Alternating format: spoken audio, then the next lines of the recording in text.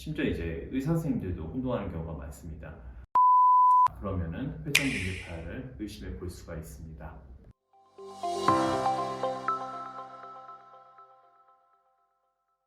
안녕하세요. 신세계서울병원 정형외과 이재민입니다.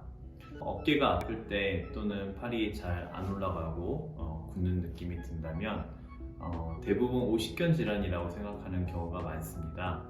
하지만 실제로 병원에 오시는 그 어깨 통증 환자분들에서 한 7-80% 정도는 회전근개 질환인 경우가 대부분인데요.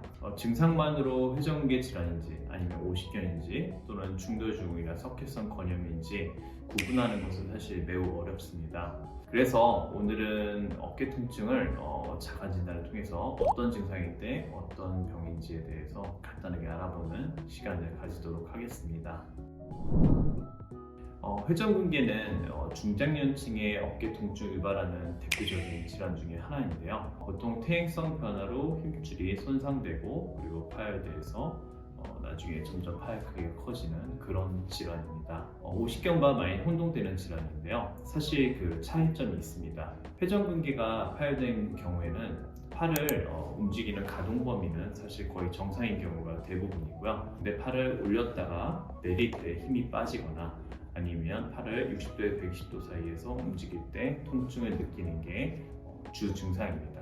오십견 같은 경우에는 팔이 아프면서 가동 범위가 감소되는 데 비해서 회전근개 파열은 가동 범위가 정상일 가능성도 높다는 그런 차이점이 있습니다. 그리고 회전근개 질환은 어깨의 이 견봉이라는 뼈 밑에 부분을 눌렀을 때 그 극심한 압통을 느낀다는 게 또 오십견과의 차이점이고요. 제가 자가 진단할 수 있는 한번 방법을 알려드리겠습니다. 팔을 양쪽을 이렇게 뻗고선 안으로 돌린 다음에 팔을 이제 밀어서 들어 올렸을 때 이때 통증이 일어난다 그러면은 회전근개 파열을 의심해 볼 수가 있습니다. 다음은 오십견인데요. 오십견은 보통 옛날에 50대에 어깨에 많이 아프다고 해서 붙여진 병명이지만 정확한 진단명은 아닙니다. 오십견의 정확한 진단명은 동결견 또는 유착성 관절낭염이라고 하는데요. 우리 몸에 이제 관절에 관절낭이라는 주머니가 있는데 이 관절낭에 어떤 이유에서인지 염증이 생겨서 유착이 생겨서 생기는 병입니다.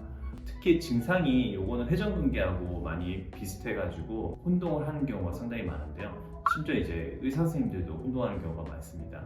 회전근개 파열하고 질환하고 감별할 수 있는 가장 큰 차이점은요. 회전근개 질환은 가동 범위가 정상인 경우가 많지만 오십견의 경우에는 앞으로나 옆으로나 특히 뒷짐을 질 때 가동 범위가 감소가 되고 그리고 어깨 통증이 일어난다는 차이점이 있습니다. 가장 이제 뒷짐이 잘 안 되고요. 그래서 보통 이제 환자분들 오시면 말씀을 하실 때 뒤처리가 잘 안 된다, 브레이저끈을 잠글 수가 없다 이런 말을 이제 보통 말씀을 하십니다. 그래서 이제 뒷짐을 지기 어렵고 모든 방향에 이제 가동 범위가 감소된다면 오십견을 한 번쯤 의심해 보시는 것이 좋습니다.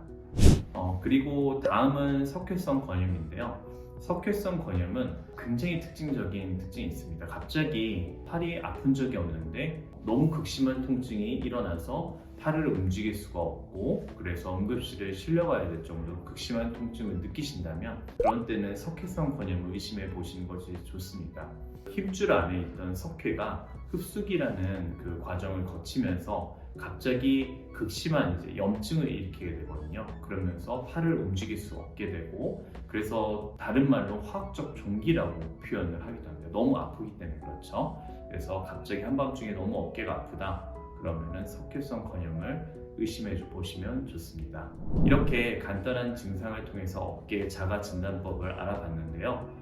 이는 질환을 의심해 볼 수 있는 치료일 뿐 사실 이렇게 자기 자가 진단을 통해서 내가 이 병이구나 짐작을 하고 병을 방치하는 경우가 있어서는 안 되겠습니다. 그래서 만약에 어깨 통증이 있으시다면 이번 영상을 참고하셔서 어떤 질환이겠구나 한번 생각해 보시고요. 꼭 정확한 진단은 정형외과 전문의에게 방문을 하셔서 진단을 받고 정확하게 치료를 하시는 것이 매우 중요합니다.